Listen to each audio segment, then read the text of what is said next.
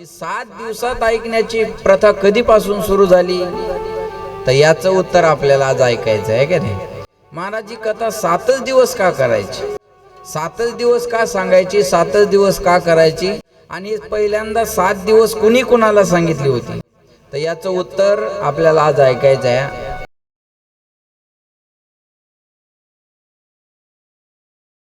या कलियुगामध्ये आपल्याला आपला उद्धार करून घ्यायचा असेल तर तो कथा कीर्तनानंच होऊ शकतो, है का नाही. म्हणून कथा ही जीवनाची व्यथा दूर करत असते.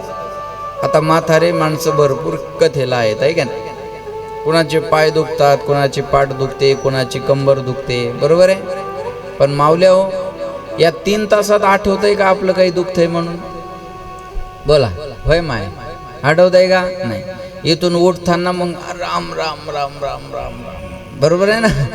इथून उठायची सुरुवात झाली की दुखायची सुरुवात होती. तुम्ही अनुभव घ्या ना. या 3 तासात गुडघ्याकडे लक्ष जात नाही, पाठीकडे लक्ष जात नाही, मानेकडे लक्ष जात नाही, बरोबर आहे ना. महाराज जे सांगतात त्याकडे सगळ्यांचं लक्ष असतं. आणि मग कथा काय करते, तुमचं दुःखाचा विसर पाडत असते.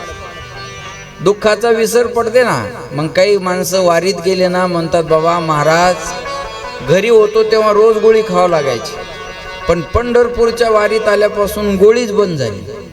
बऱ्याच वारकऱ्याचा हा अनुभव आहे बरं का. पंढरपूरच्या वारीत आलो आणि गोळी बंद झाली. कथा ऐकायला गेल्यावर कधी कधी काही म्हाताऱ्या घरी पण गेल्यावर म्हणतात, बरं काय म्हणतात, घरी आल्यावरच कसं काय दुखतं काय माहिती. सुना पण म्हणत असतील तुम्हाला जर सुनानं काही काम सांगितलं तर तुम्ही म्हणत असाल ना की बाई मला होत नाही, आता माझे हात दुखतात, पाय दुखतात, पाठ दुखते.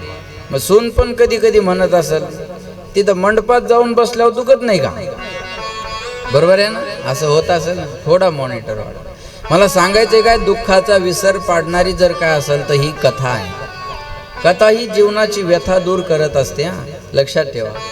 म्हणून ही कथा कुणी कुणाला सांगितली, तर सुतांनी शौनकादी ऋषींना सांगितली. लक्ष देऊन ऐका बरं का. नैमिषारण्य, जिथं निमिषाचं महत्व आहे असं नैमिषारण्य. आपण काल याच्याबद्दल माहिती ऐकलेलीच आहे. फक्त पुढची लिंक लागावी याच्यासाठी थोडक्यात मागचं सांगतो, आहे का नाही. मग असं सांगतात, जेव्हा शुकाचार्य परीक्षिती राजाला भागवत सांगत होते तेव्हा स्वर्गातले देव अमृताचा कलश घेऊन आले आणि म्हटले, तुम्ही अमृत परीक्षितीला पाजा आणि ते कथा अमृत याच्या मोबदल्यात आम्हाला सांगा. पण शुकाचार्य म्हटले, तुम्ही त्याचे अधिकारी नाही, तुम्ही त्याचे अधिकारी नाही. आणि मग ही 7 दिवसात ऐकण्याची प्रथा कधीपासून सुरू झाली, तर याचं उत्तर आपल्याला आज ऐकायचं आहे का नाही. महाराज ही कथा 7च दिवस का करायची, 7च दिवस का सांगायची, 7च दिवस का करायची, आणि पहिल्यांदा 7 दिवस कुणी कुणाला सांगितली होती, तर याचं उत्तर आपल्याला आज ऐकायचं आहे. ही 7 दिवस ऐकण्याची प्रथा कधीपासून सुरू झाली हा प्रश्न आहे. याच्या उत्तरात कथा ऐका बरं का. असं सांगतात, एकदा नारदजी या विश्वाचं भ्रमण करत होते सत्संगाच्या इच्छेने.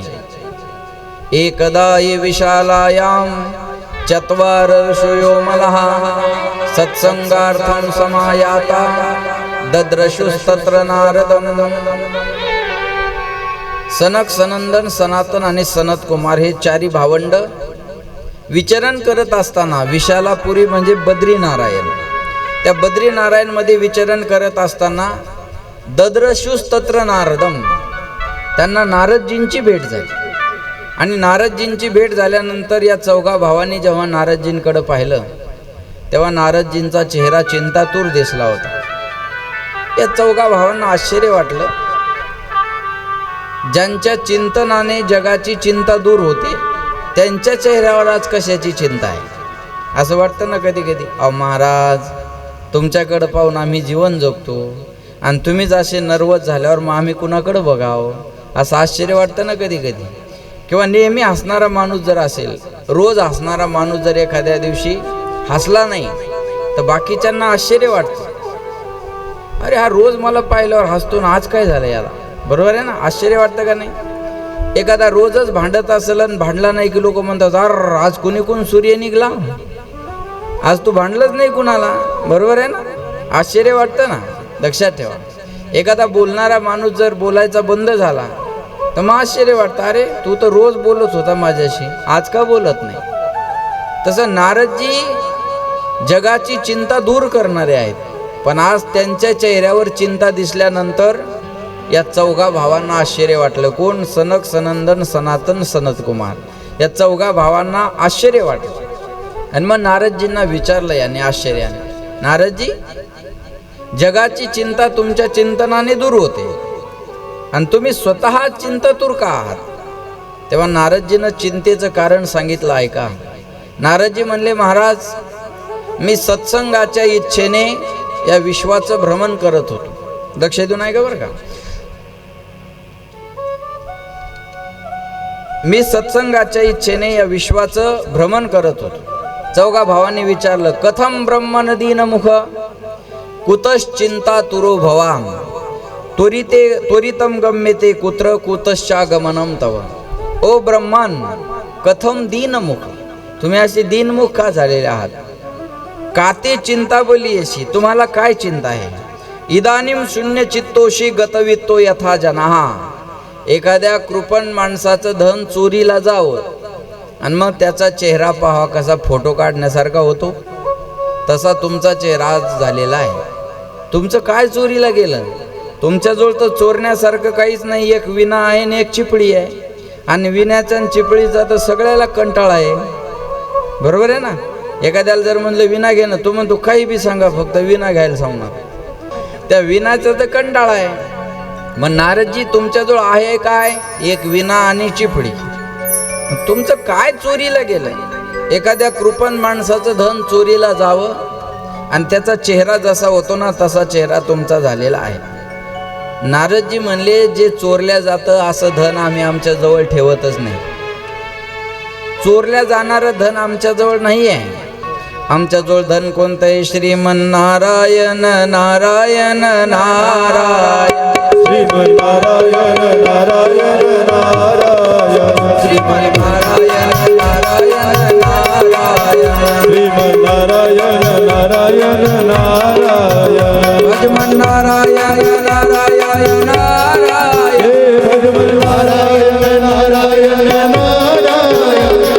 भजमन्नारायण नारायण नारायण, भजमन्नारायण नारायण नारायण, भजमन्नारायण नारायण नारायण, श्रीमन्नारायण नारायण नारायण नारायण, श्रीमन्नारायण नारायण नारायण नारायण नारायण.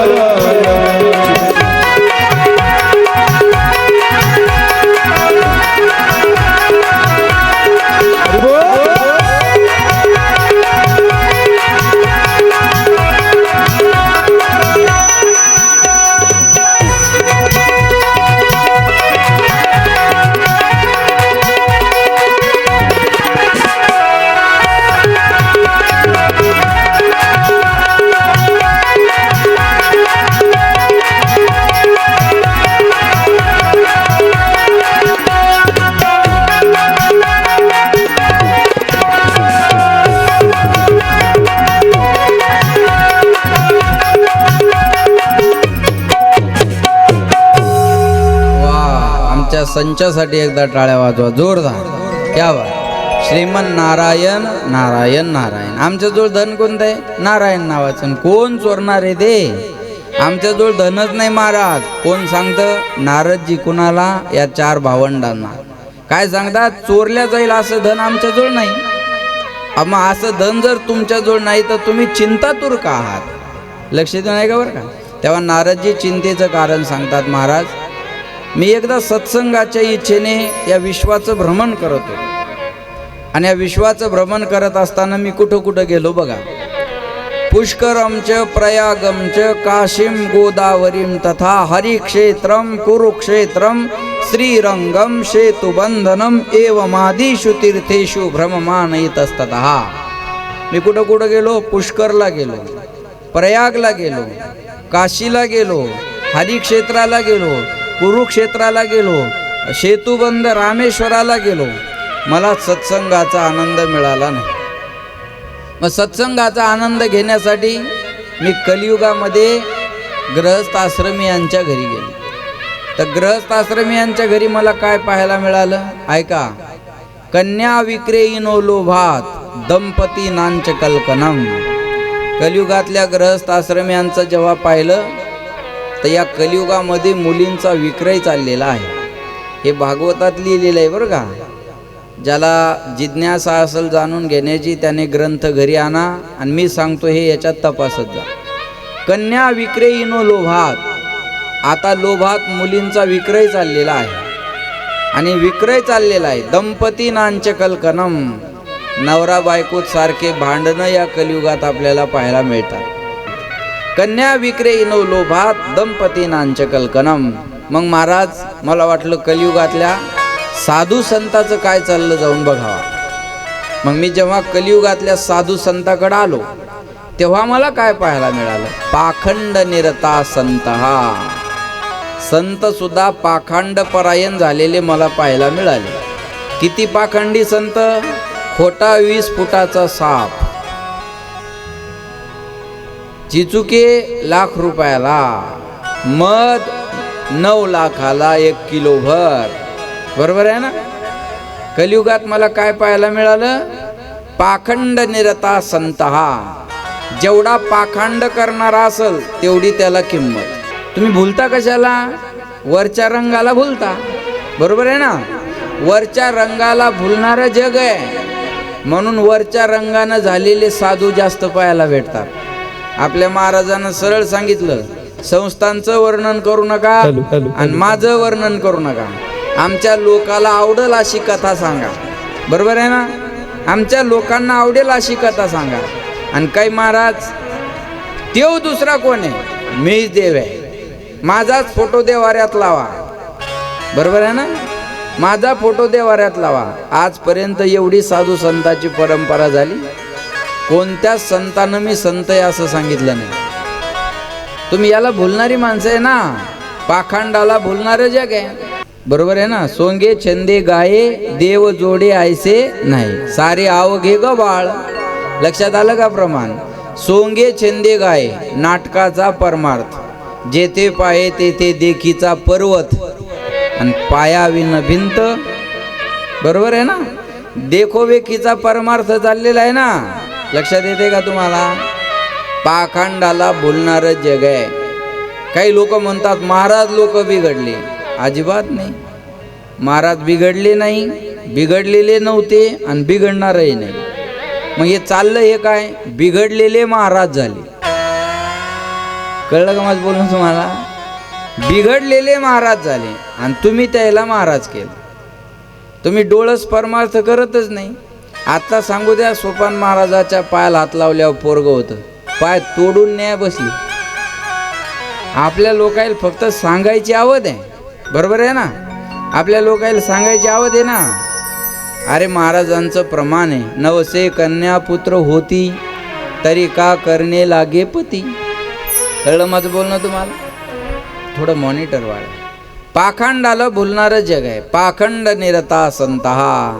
या कलियुगातले संत पाखंडी झालेले दिसले. किसी ने पूछा महाराज जी ये इतना बड़ा जो बंगला दिख रहा है ये किसका है. जवाब मिलता है त्यागी जी महाराज का. हे मार्मिक आहे. कळलं तर बघा नाही तर द्या सोडून. किसी ने पूछा महाराज जी इतना बड़ा जो बंगला दिख रहा है ये किसका है. जवाब मिलता है त्यागी जी महाराज का. किसी ने पूछा महाराज जी ये इतना शोर कहाँ से सुनाई दे रहा है. जवाब मिलता है मौनी बाबा के आश्रम से. किसी ने पूछा महाराज जी ये बच्चे किसके खेल रहे हैं. जवाब मिलता है ब्रह्मचारी जी महाराज के. आता हे लय 6G आहे. 5Gच्या पुढचं आहे. ज्याला कळलं त्याला धन्यवाद. लक्षात ठेवा. महाराज म्हणले हे पाखंड परायण झालेले दिसायला लागले आपल्याला. लक्षात आलं का. रोज एक नवीन बाबा, रोज एक नवीन घटना. मी म्हणतो तुम्ही नवीन साधू निर्माणच का करता. अरे ज्ञानोबारायापासून निळोबारायापर्यंत ही संत मांदी आळे ना आपल्याकडे. कळलं का माझं बोलणं तुम्हाला. एवढे मोठे आहेत ना. लक्षात ठेवा. ज्ञानोबारायानं तुकोबारायानं समाजाला दोरी गंडा नाही दिला. मग गाथा ज्ञानेश्वरी दिली. ज्ञानी बनवलं. आणि या कलियुगातले संत हे कोण म्हणतं? नारदजी. पाखंड निरता संत, हा संत पाखंड परायण झालेले दिसायला लागले. पाखंडाला बोलणारं जग आहे ना. इकडं नांदेड जिल्ह्यात एक तलवार बाबा व्हायला म्हणून. तलवार बाबा नावं बी काय येतं हर तलवार बाबा आणि भाला बाबा ना असे नाव. तलवार बाबा आता ते व्हायरल झालं 2-3 दिवसात. बरोबर आहे का नाही? कलियुगात हे विचित्र दृश्य पाहायला मिळालं महाराज. मग मला वाटलं आता सत्संगाला जावं तरी कुठं. मग मला श्रीधाम वृंदावनाची आठवण आली. मग मी श्रीधाम वृंदावनामध्ये गेलो आणि त्या वृंदावनामध्ये गेल्याच्या नंतर तिथं मला एक विचित्र दृश्य पाहायला मिळालं. त्या वृंदावनात मला भक्तीचा आनंद मिळाला. पण त्या वृंदावनात गेल्यानंतर एक तरुण झालेली बाई पाहिली आणि तिच्या मांडीवर 2 झोपलेले म्हातारे मुलं मी पाहिली. ऐका बरं का. तिथं गेल्यानंतर तत्राश्चर्यं मया दृष्ट श्रूयतां तन्मुरीश्वरः एका तू तरुणी तत्र निशन्ना खिन्न मानसहा. तिथं गेल्यानंतर मला एक विचित्र दृश्य पाहायला मिळालं. एक तरुण असलेली महिला आहे आणि तिचे 2 म्हातारी मुलं आहेत. पुन्हा एकदा ऐका. तरुण आई आणि तिचे 2 मुलं म्हातारे. आता असं असतं का? आई म्हातारी असते आणि पोरं तरुण असतात. आई म्हातारी असते आणि पोरं तरुण असतात. पण कलियुगामध्ये मला त्या वृंदावनात काय पाहायला मिळालं? आई तरुण आणि मुलं म्हातारी. मग हे कोण? हे असं कसं काय? मग मी विचारलं, कोण आहात तुम्ही? कस्त्वम का विमोचय मा, तुम्ही कोण आहात? तेव्हा तिनं सांगितलं, अहम भक्तिरिति ख्याता इमो मे तनयो मतो ज्ञान वैराग्य नामानो कालयोगेन जर्जरो. महाराज नारदजीने विचारलं, कोण आहात तुम्ही आणि म्हातारे 2 मुलं कोण आहेत? तेव्हा त्या बाईनं मला सांगितलं, महाराज मी भक्ती आहे. अहम भक्ती रीती ख्याता इमो मै तनयो मतो. आणि जे 2 म्हातारे दिसतात ना तुम्हाला, हे माझे 2 मुलं आहे. ज्ञान वैराग्य नामानो कालयोगेन जर्जरो. या कलियुगामध्ये मला तर तारुण्य मिळालं या वृंदावनात, पण या वृंदावनात मला तारुण्य मिळालं, पण माझे 2 मुलं म्हातारे झाले. कोण? ज्ञान आणि वैराग्य. कलियुगामध्ये भक्ती जागृत आहे. भक्ती जागृत आहे म्हणूनच मंडप भरला ना दुसऱ्याच दिवशी. जर भक्ती नसती तर कोणी आला असतं का इथं? बोला. भक्ती जागृत आहे ना. अरे भक्ती जागृत आहे म्हणून ज्ञानोबारायांचा एवढा सोहळा आहे. भक्ती जागृत आहे म्हणून तुकोबारायांचा सोहळा आहे. भक्ती जागृत आहे म्हणून नाथबाबांचा सोहळा आहे. जर भक्ती नसती तर एवढी गर्दी पंढरपूर आळंदीला पाहायला मिळाली असती का आपल्याला? नाही ना. इथं शेवटच्या दिवशी गाडी लावायला जागा नसते. मी माझ्या डोळ्यानं पाहिलेलं आहे. बरोबर आहे ना. एक दिवस का होईना या मठाची वारी लोक करतात का नाही? कशामुळं? भक्ती जागृत आहे म्हणून. पण भक्ती आहे, पण ज्ञान वैराग्याची आवड आहे का? नाही. ज्ञानाचं घेणं देणं नाही, वैराग्याचं घेणं देणं नाही. ज्ञान वैराग्य आता या कलियुगात माथारं झालेलं दिसेल आपल्याला. चांगलं अजून जर अवघड सांगायला लागलं तर याच्यातली अर्धी गर्दी कमी होईल. बरोबर आहे ना. हे तुम्हाला कळतं त्या भाषेत सांगतो म्हणून तुम्हाला बसा वाटतं. पण मी जर सुरू केलं सत्ख्याती असत्ख्याती अनिर्वचनीय कुटस्थ चैतन्य, ते म्हणले कुटस्थ तू एकटाच कुटस्थ. बरोबर आहे ना. बरोबर आहे का नाही? हे असं जर सुरू केलं तर इथं बसेल का कोणी? जास्त बसणार नाही. अवघड आता पेलवायला समाजाला तयार नाही. लक्षात आलं का? ज्ञान राहिलं नाही मग वैराग्य नाही. ज्ञानही नाही वैराग्य नाही. मग ज्ञान वैराग्य नसेल तर भक्ती सुद्धा थांबत नाही. महाराज म्हणले उद्धार जर करून घ्यायचा असेल तर ज्ञान बी पाहिजे, वैराग्य बी पाहिजे आणि भक्ती बी पाहिजे. भक्ती ज्ञान आणि वैराग्य हा त्रिवेणी संगम असतो कथेचा. लक्षात आलं का? भक्ती ज्ञान आणि वैराग्य तिघही पाहिजे ना. आणि भक्ती नसेल ज्ञान नसेल तर फायदा नाही. भक्ती असेल ज्ञान नसेल तर फायदा नाही. ज्ञान असेल आणि भक्ती नसेल तरी फायदा नाही. आणि भक्ती ज्ञान असेल आणि वैराग्य नसेल तरी फायदा नाही. मग भक्ती बी पाहिजे, ज्ञान बी पाहिजे आणि वैराग्य बी पाहिजे. कळलं माझं बोलणं तुम्हाला? पुढे भक्तीने धरिले हाती, मागे ज्ञान वैराग्य धर्म येती. भक्ती जर नसेल तर ज्ञानही येऊ शकत नाही आणि वैराग्य येऊ शकत नाही. लक्षात येते? भक्ती प्रेमाविन ज्ञान नको देवा. भक्ती प्रेमाविन ज्ञान नको देवा, अभिमान नित्य नवा. थोडा कमी ऐकू. भक्ती प्रेमाविन ज्ञान नको देवा, अभिमान नित्य नवा तया माझी. एखादा ज्ञानी आहे भजन करत नसेल तर किंमत एका संप्रदायात त्याला. हो का पंडित शहाणा. अरे म्हणले तो पंडित आहे, ज्ञानी आहे, शहाणा आहे, पण भजन करत नसेल तर तू शहाणा नाही. मग आमच्याकडे शहाणा कोण आहे? शहाणा तो धनी घेतोय. आमच्याकडे भजन करणारा शहाणा आहे. भजन करत नसेल तर तुझं ज्ञान तुझ्याजवळ ठेव. कळलं माझं बोलणं? भजनाला किंमत आहे. ज्ञान तेव्हा शोभतं जेव्हा भक्ती असेल आणि वैराग्य बी पाहिजे ना. आणि वैराग्य नसेल तर उपयोग आहे का? आता वैराग्य कशाला म्हणतात ऐका. वैराग्य वेगळं आणि वैताग वेगळा. वैताग सगळ्यांच्याच जीवनात आहे. नवरा बायकोचं थोडं भांडण झालं की नवरा वैतागतो आणि काय म्हणतो? बाद झाला, आता जातो आता गोसाई होतो. म्हणतो होतो कुठं? तिला माहिती आहे फक्त म्हणतेच. ती म्हणते जा जा जा, काय व्हायचं तर व्हा. तो म्हणतो जातो आता गोसाईच होतो. ती लगेच म्हणते तुम्ही गोसाई झाल्यावर मी कशी राहू? तो म्हणतो मी कशाला जाऊ, मांडच्या हा. मिटलं भांडण एका मिनिटात. हे वैराग्य आहे का? नाही, हा वैताग आहे. वैराग्य कशाला म्हणतात? विचारसागरामधली व्याख्या आहे. इहलोकापासून परलोकापर्यंत. व्याख्या लक्ष देऊन आहे का?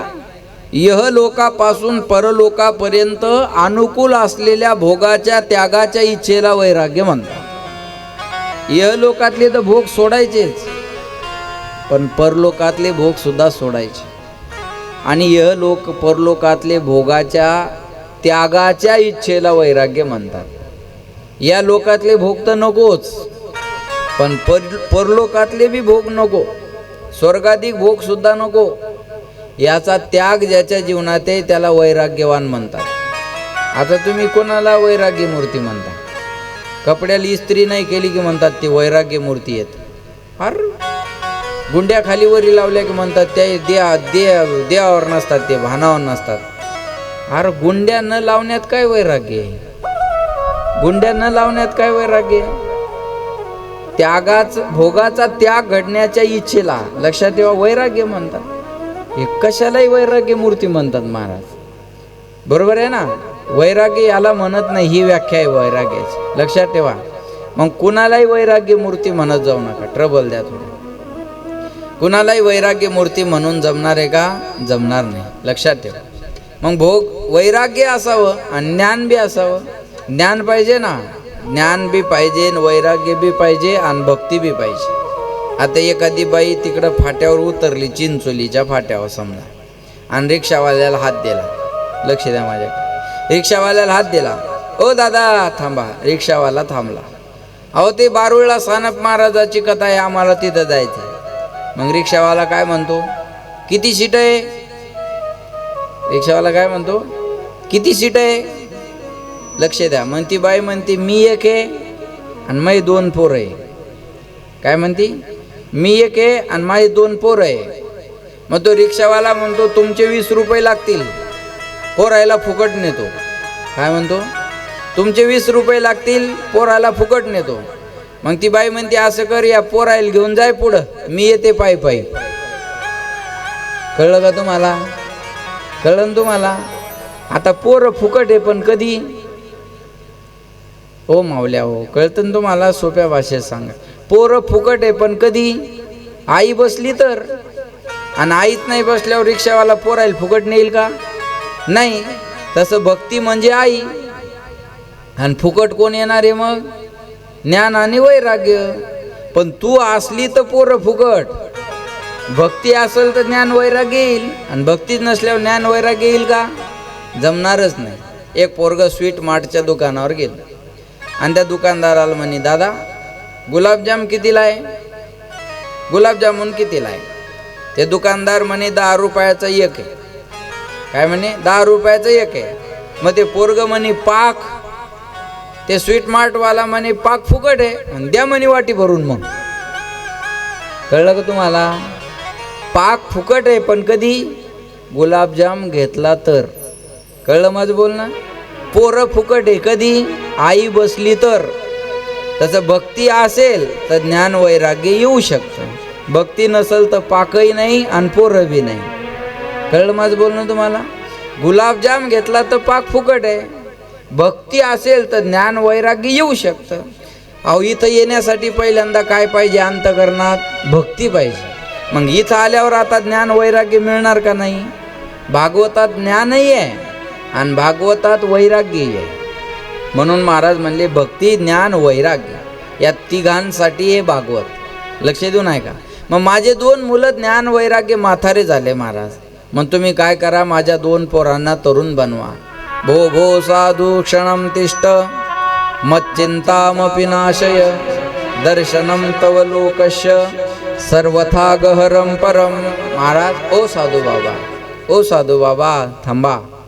मी असं ऐकलं नारदजी, तुमचं चिंतन केल्याच्या नंतर, तुमच्याजवळचं ज्ञान ऐकल्याच्या नंतर कयाधूच्या पोटात असलेल्या प्रल्हादाला सुद्धा ज्ञान मिळालं. अहो एवढंच नाही, 5 वर्षाच्या ध्रुव बाळाला सुद्धा तुम्ही मार्गदर्शन केल्यामुळं आढळपद मिळालं. म्हणून तुम्ही काय करा? माझ्या 2 मुलाला तरुण बनवा. कोण सांगतं? नारदजी या 4 भावंडांना हे सांगत होते. मग नारदजी म्हणले महाराज त्यांना तरुण बनवण्यासाठी मी काय काय केलं नाही. त्यांना तरुण बनवण्यासाठी मी त्यांना 4 वेद ऐकवले. लक्ष देऊन ऐका. 4 वेद ऐकवले, 6 शास्त्र ऐकवले, 17 पुराण ऐकवले. 17 बरं का, 18वं सांगायचं बाकी आहे. त्यांना मी 4 वेद, 6 शास्त्र, 17 पुराण ऐकवले. बर गीता पाठेर मुहुर्मुहू, गीतेचं तर मी त्यांना अनेकदा पठन करून ऐकवलं, पण ते काही तरुण झाले नाही. आणि महाराज आता त्या चिंतेनं मी चिंतातूर आहे. 4 वेद, 6 शास्त्र, 17 पुराण ऐकवले तरी ज्ञान वैराग्य तरुण झालं नाही. आणि या चिंतेनं मी चिंतातूर आहे. आता तुम्हीच सांगा की त्या ज्ञान आणि वैराग्याला मी तरुण कसं बनवू? तेव्हा नारदजीनं या 4 भावंडाला असं बोलल्यानंतर हे 4 भावंड नारदजीला म्हणले एवढी छोटीशी चिंता आणि याने चिंतातूर झालात? अहो म्हणले ही छोटीशी चिंता आहे का? 4 वेद, 6 शास्त्र, 17 पुराण ऐकवले, गीता पाठ ऐकवला तरी तरुण झाले नाही, तुम्ही म्हणता ही छोटीशी चिंता आहे? 4 भावंडानं सांगितलं हा ही आमच्यासाठी छोटीशी चिंता आहे. कधी कधी मोठ्या दवाखान्यात येऊन रोग बरा होत नाही आणि गावातला वैद्य एखादी चटणी देतो. कभी कभी चवन्नी की चटणी भी चमत्कार कर देती है. बरोबर आहे ना? आणि तो रोग काय होतो? बरा होतो. मग माणसाला आश्चर्य वाटतं.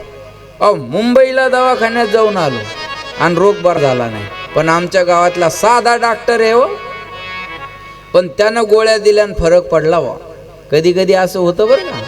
कधी कधी मोठ्या डॉक्टर करून रोग बरा होत नाही, पण गावातला एखादा वैद्य असतो बघा. पहिले वैद्य असायचे ना, वैद्य म्हणजे डॉक्टरच, त्याला वैद्य मराठीत वैद्य म्हणतात आणि आपण इंग्रजीमध्ये त्याला डॉक्टर म्हणतो. बरोबर आहे ना? डॉक्टर म्हणतो, वैद्य. कधी कधी साधा डॉक्टर रोग बरा करून जातो. म्हणले एखाद्या साध्या डॉक्टरकडून बी रोग बरा होऊ शकतो. म्हणले मग सांगा मी त्यांना तरुण कसं बनवू? हे 4 भावंड म्हटले तुम्ही त्यांना 4 वेद ऐकवलं, 6 शास्त्र ऐकवलं, 17 पुराण ऐकवलं, पण तुम्ही भागवत पुराण ऐकवलं का त्यांना? म्हटले नाही. हा मग मुद्द्याचं सोडून दिलं म्हणे तुम्ही. भागवत पुराण त्यांना ऐकवा, ते तरुण होतील. नारदजी म्हणले अहो मी वेदच ऐकवले ना, आणि भागवत कशाचं फळ आहे? वेद रूपी वृक्षाचं फळ आहे. निगम कल्पतरोर गलितम फलम. निगम म्हणजे वेद, वेद रूपी कल्पवृक्ष आहे आणि त्याचं गळून पडलेलं फळ काय? भागवत आहे. मग मी वेदच ऐकवला तर भागवत ऐकवायचा संबंध कुठं शिल्लक राहिला? 4 भावंड नारदजीला म्हणले नारदजी तुम्ही काय गोष्ट करताय? एखादा जर म्हणला आंबा एवढा गोड आहे, मग आंबा जर गोड आहे तर आंब्याची सालच खाऊन पाहू, साल किती गोड असेल. तर साल गोड लागणार आहे का? जो रस आंब्यामध्ये आहे तो आंब्याच्या सालीत आहे का? नाही ना, आंब्याच्या सालीत नाही ना. मग तुम्ही आंबा खाऊ घाला ना, तुम्ही सालीच्या नादी कुठं लागायला? बरोबर आहे ना? लक्षात ठेवा. कोणी जर म्हणलं झाड एवढं गोड फळ देतं, मग झाडाचे पानच खाऊन पाहू, ते गोड लागणार आहेत का? अरे आंबा गोड आहे, त्याच्या फांदीमध्ये आणि सालीमध्ये तो गोडवा नाही. तसं वेद रूपी वृक्ष आहे, पण फळ काय? भागवत. फळ भागवत आहे ना, वृक्ष आहे वेद, पण फळात आनंद येतो, त्याच्यात आनंद आहे का? मग तुम्ही त्यांना काय करा, हे भागवत रूपी व फळ खाऊ घाला. काही फळात जो आनंद आहे तो झाडात नाही. काही फळं तुम्ही ते हे रस पाजा त्यांना. अहो महाराज, आंब्याचे फळं खायचे असतात का प्यायचे असतात? म्हणले काही फळं प्यायचे असतात आणि काही फळं खायचे असतात. काही फळं खायचे असतात आणि काही फळाची प्यायची असते. तुम्ही जागे आहे का? बरोबर आहे ना? मला सांगा, केळीचं वरचं खायचं आणि आतलं फेकून द्यायचं, बरोबर आहे? केळीचं वरचं खायचं आणि आतलं फेकून द्यायचं. मग बोला बोला बोला. आतलं खायचं आणि वरचं फेकून द्यायचं. खारकीचं आतलं खायचं आणि वरचं फेकून द्यायचं. खारकीचं आतलं खायचं आणि वरचं फेकून द्यायचं. हा, मग वरचं खायचं आणि आतलं, आंब्याचं वरचं खायचं आणि आतलं खायचं आणि मधलं फेकून द्यायचं. होय, कळतं का तुम्हाला? होय मावल्या हो. आंब्याचं वरचं खायचं आणि आतलं खायचं आणि मधलं फेकून द्यायचं. मग काय डोंबलं खायचं? वरचं फेकायचं आणि आतलं फेकायचं आणि मधलं खायचं. केळीचं वरचं फेकायचं आणि आतलं खायचं. खारकीचं मधलं फेकायचं आणि आतलं, खारकीचं मधलं फेकायचं आणि वरचं खायचं. द्राक्षाचं वरचं फेकायचं, मधलं फेकायचं आणि आतलं फेकायचं. मग बोला, द्राक्षाचं काय फेकायचं? द्राक्षाचं काहीच फेकायचं नाही. द्राक्षाचं फेकायचं नाही, द्राक्षाची बी फेकायची नाही. कळतं तुम्हाला? लक्षात लक्षात लक्षात. हा, हे द्राक्षाची पिली की असा आवाज होतो. कळलं मग बोलणं तुम्हाला? मग काही फळं प्यायचे असतात आणि काही फळं खायचे असतात. मग हा भागवत रूपी जे फळ आहे हे प्यायचं आहे. पिबत भागवतम रसम आलयम, याचा रस प्या. कळलं तुम्हाला?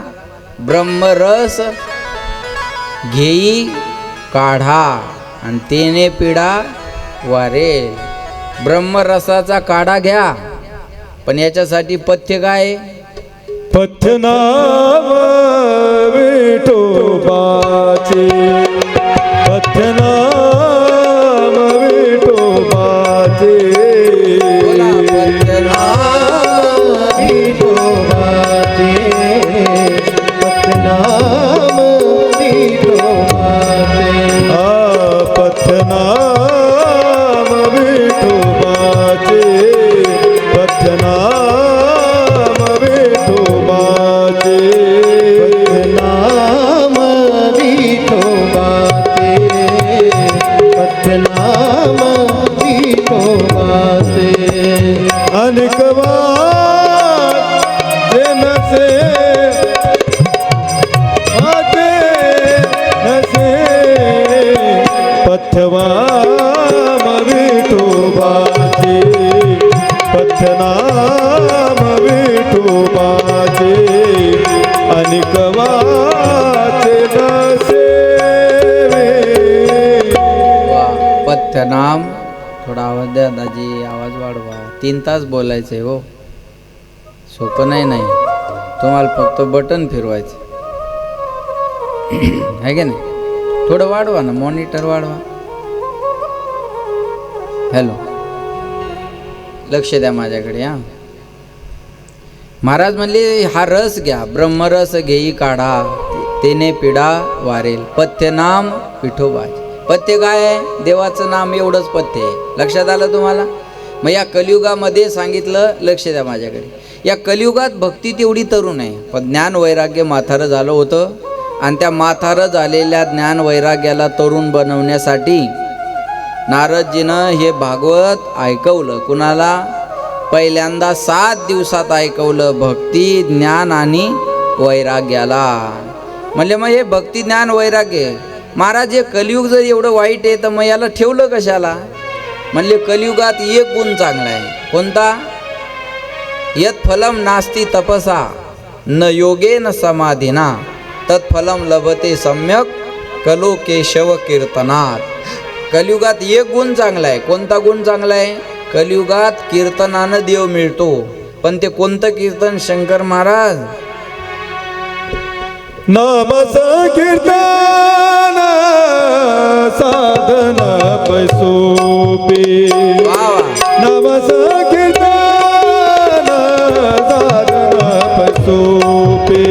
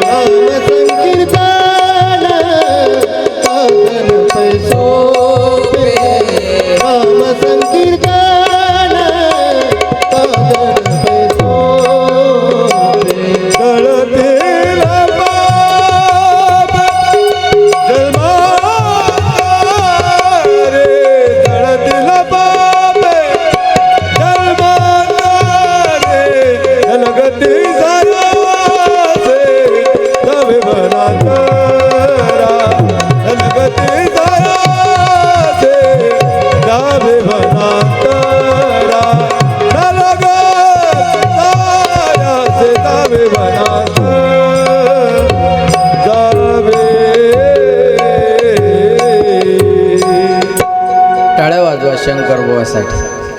नामसंग कोणतं कीर्तन आहे ते? नामसंग कीर्तन. घरातलं नाही बरं कीर्तन. नवरा बायकोचं असतं ना, नवरा बायकोचं भांडण लागले की नवरा काय म्हणतो? नवरा काय म्हणतो? अरे सगळ्याला अनुभव आहे, मग एकट्यावर खाऊन आणायले तुम्ही. नवरा काय म्हणतो? हे बाग तो कीर्तन बंद कर बरा. त्या कीर्तनानं उद्धार होणार नाही. ते कीर्तन नाही, ती किरकिर आहे. किरकिर वेगळी आणि कीर्तन वेगळं. कळलं माझं बोल? महाराज म्हणले कोणत्या कीर्तनानं कलियुगात उद्धार होतो? नाम संकीर्तन. बोला. नाम संकीर्तन साधन पै सोपे जळतील पापे 4-5 दिवसाचे. बरोबर आहे ना? नाही नाही नाही नाही नाही. तृण अग्नी मिळे समरस झाले तैसे नामी केले जपतात. कृतय ध्यायतो विष्णू त्रेतायाम यजतो मखय द्वापारे परिचर्यानाम कलो तद हरी कीर्तनात. कलियुगात कीर्तनानं देव मिळतो. भक्तीला सांगितलं एवढा गुण कलियुगाचा चांगला आहे म्हणून भगवंतानं याला अभय दिलेला आहे. लक्ष देऊन ऐकताय ना? गोपाल कृष्ण भगवान की जय. जय जय श्री राधे श्याम. असं सांगतात भक्ती ज्ञान आणि वैराग्याला भागवताचं श्रवण नारदजीने घडवलं. आणि मग 7 दिवसाची कथा संपल्यानंतर असं सांगतात मूर्छित अवस्थेत पडलेलं भक्ती ज्ञान आणि वैराग्य तिघही तरुण झालं. या 7 दिवसात भक्ती पण तरुण होणार, ज्ञानही तरुण होणार आणि वैराग्यसुद्धा तरुण होणार. लक्षात ठेवा बरं का. या कथा ऐकल्यानंतर वैराग्य निर्माण होतच ना. पुढं पुढं अशा कथा आहेत की त्या माणसाला वैराग्याच्या मार्गाकडे नेणाऱ्या आहेत. आणि श्रवण केल्यामुळं ज्ञानात भर पडतो आणि भक्ती तर तरुण होतेच. बरोबर आहे ना? मग भक्ती ज्ञान आणि वैराग्य या तिघांना तरुण बनवण्यासाठी पहिल्यांदा ही कथा 7 दिवसामध्ये नारदजींनी या तिघांना सांगितली. आणि मग हे तिघही तरुण झाले. या भागवत ऐकल्यानंतर भक्ती पण तरुण होते, ज्ञानही तरुण होतं आणि वैराग्य सुद्धा मिळतं. मग असं सांगतात हे 2 मुलं तरुण झाल्यानंतर भक्ती मातेला एवढा आनंद झाला. या भक्ती मातेनं नारदजींची महिमा गायली. जयति जगति मायां यस्य कायाधवस्ते वचन रचनमेकं केवलं चाकरय्य ध्रुवपदमपि यातो यत्कृपातो ध्रुवयं सकलकुशलपात्रं ब्रह्मपुत्रं नतास्मि जयति जगती मायां. नारदजी, धन्य आहात तुम्ही माझ्या 2 पोरांना तरुण बनवलं. अहो एवढंच नाही, ध्रुवपदमपि यातो, ध्रुव बाळाला सुद्धा तुमच्यामुळं देवाची प्राप्ती झाली आणि आढळपद मिळालं. 36,000 वर्षापर्यंत राज्य करण्याचा आशीर्वाद देवाने दिला. प्रल्हादानं आईच्या पोटात तुम्ही सांगितलेलं ज्ञान ऐकलं म्हणून प्रल्हादाला सुद्धा भगवंताची प्राप्ती झाली. आणि माझेही 2 मुलं तरुण झाले. भक्ती, ज्ञान आणि वैराग्य तिघही तरुण होतात आणि तिघही या आनंदामध्ये भगवंताच्या संकीर्तनामध्ये नाचून गाऊन आनंद घेतात. सांगतात, प्रल्हादस्थालधारी तरलगतितया चोद्धवकास्यधारी वीणाधारी स्वरर्षी स्वरकुशलतया रागकर्तार्जुनो भूत इंद्रोवादीति मृदंगम जय जय सुखरा कीर्तने ते कुमारा यत्राग्रे भाववक्ता सरसरचनया व्यासपुत्रो बभूव. असं सांगतात. भक्ती, ज्ञान आणि वैराग्य तरुण झाल्यामुळं या आनंदामध्ये भगवंताचं खूप असं संकीर्तन केलं. आणि त्या संकीर्तनामध्ये लक्ष देऊन ऐका, भक्ती माता स्वतः भक्ताच्या हृदयामध्ये विराजमान झाली आणि भक्ती मातेनं नाचण्याचा आनंद घेतला. ननर्त मध्ये त्रिकमेव तत्र. एखादा म्हणत असेल भागवतात नाचायचं कुठं लिहिलं तरी त्याला माझ्याकडं आणा, म्हणजे माझ्याकडे आणा म्हणजे मी त्याला दाखवून देतो बा इथं लिहिलेलं आहे. कळलं का माझं बोलणं? ननर्त मध्ये त्रिकमेव तत्र भक्ती सुतोतो तरुणो गृहीत्वा प्रेमैक रूपा सहसा विराजित. इथं नाचणं सुद्धा एक प्रकारची भक्ती आहे. म्हणून गाये नाचे उडे आपोलिया. हे लिहिलं कशाला?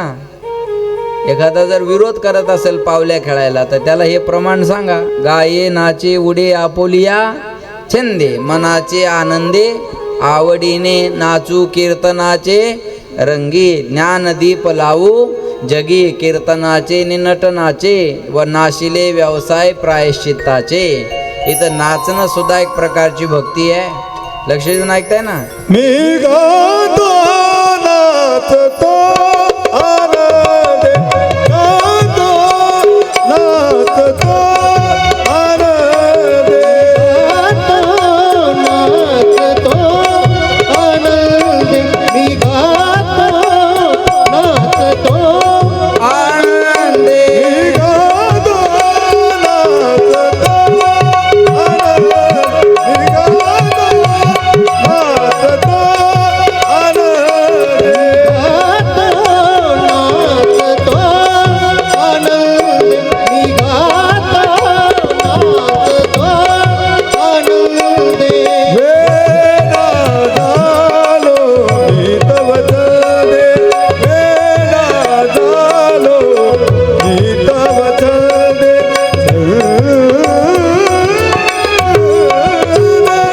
मी गातो नाचतो आनंदे, मी गातो नाचतो आनंदे, मी गातो नाचतो आनंदे. वा वा वा, टाळ्या वाजवा. मी गातो नाचतो आनंदे. आणि याच्यामध्ये या छंदामध्ये वेडा झालो मी तव छंदे. लक्षात आलं? वेडा झालो, वेडा झालो. बरोबर आहे ना? महाराज म्हणतात मी वेडा झालो. पण कशामध्ये? गाण्यामध्ये, नाचण्यामध्ये, आनंदामध्ये. आनंदानं वेडा झाला म्हणतात ना तू. बरोबर आहे का नाही? मी तर नाचणं सुद्धा एक प्रकारची भक्ती आहे.